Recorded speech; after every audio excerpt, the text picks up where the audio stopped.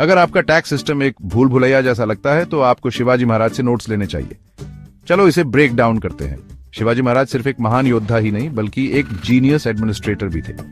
उनका tax system simple, fair और लोगों के लिए फ्रेंडली। सबसे पहले लैंड टैक्स या भूमि कर। सोचो, अपनी फसल की क्वालिटी और जमीन की फर्टिलिटी के हिसाब से टैक्स देना फेयर लगता है ना?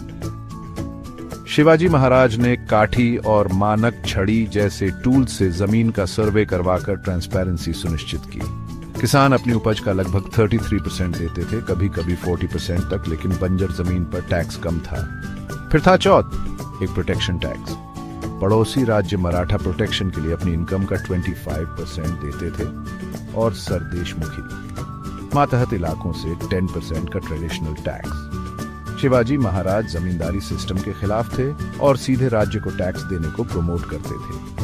लोन चाहिए, वो किसानों को इंटरेस्ट फ्री लोन्स देते थे। शिवाजी महाराज का टैक्स सिस्टम प्रैक्टिकल, न्यायपूर्ण और किसान फ्रेंडली था, जो राज्य की इनकम और लोगों की भलाई के बीच बैलेंस बनाता था। अमेजिंग है ना? हिस्ट्री के ऐसे ही और मजेदार किस्सों के लिए सब्सक्राइब करें।